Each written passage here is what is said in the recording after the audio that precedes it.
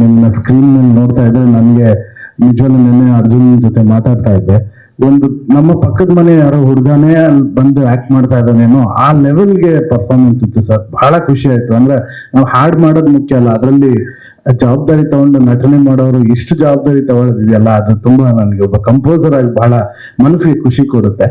And ನಾನು ಅದೇ ಹೇಳಿದೆ, ಇದೆಲ್ಲ ಮಾಡ್ಬೇಕಂದ್ರೆ ನಿಮ್ಮ ಒಳಗಡೆ ಒಬ್ಬ ನಿರ್ದೇಶಕ ಇದ್ದಾನೆ, ಸುಮ್ಮನೆ ಆಕ್ಟರ್ ಮಾತ್ರ ಅಲ್ಲ, you can direct the cinema also. ಆ ಲೆವೆಲ್ಗೆ ಡೆಡಿಕೇಶನ್ ಇದೆ. ಹೌದು, ಸ್ಕ್ರೀನ್ ಪ್ಲೇ ಅಥವಾ ಎಲ್ಲದರಲ್ಲೂ ಅಷ್ಟು ವಿಷಯ ತಿಳ್ಕೊಂಡಿರೋರು ಕರ್ನಾಟಕದಲ್ಲಿ ತಾವಿರೋದು ನಮ್ಮೆಲ್ಲರಿಗೂ ಹೆಮ್ಮೆ sir. Thank you so much.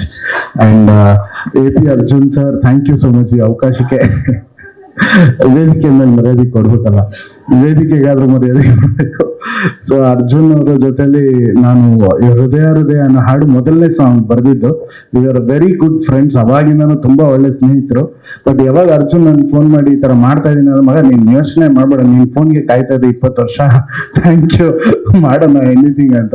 But ಎಷ್ಟು ಕೂಲ್ ಆಗಿ ಎಷ್ಟು ಖುಷಿಯಾಗಿ ಮಾಡಿದೀವಿ ಅಂದ್ರೆ, ಒಬ್ಬ ಪ್ರೊಡ್ಯೂಸರ್ ಒಬ್ಬ ಮ್ಯೂಸಿಕ್ ಡೈರೆಕ್ಟರ್ ಆಗಿ ಯಾವತ್ತೂ ಅನ್ಸಿಲ್ಲ ಒಂದೇ ಮನೆಯ ಇಬ್ರು ಅಣ್ಣ ತಮ್ಮ ಸೇರ್ಕೊಂಡು ಕೆಲಸ ಮಾಡ್ತಾ ಇದಾರೇನೋ ಅಂತಾನೆ ಇವತ್ತರೆಗೂ ನಂಗೆ ಅನ್ನಿಸ್ತಾ ಇದೆ. ಇವತ್ತು ಬೆಳಿಗ್ಗೆ ತಾವು ಬಂದು ಇಲ್ಲಿಂದ ವಿಡಿಯೋ ತೆಗೆದು ಕಳಿಸಿದ್ರಿ, ಇದು ಹೇಗ್ ಬರ್ತಾ ಇದೆ ಅನ್ನೋದೆಲ್ಲನು.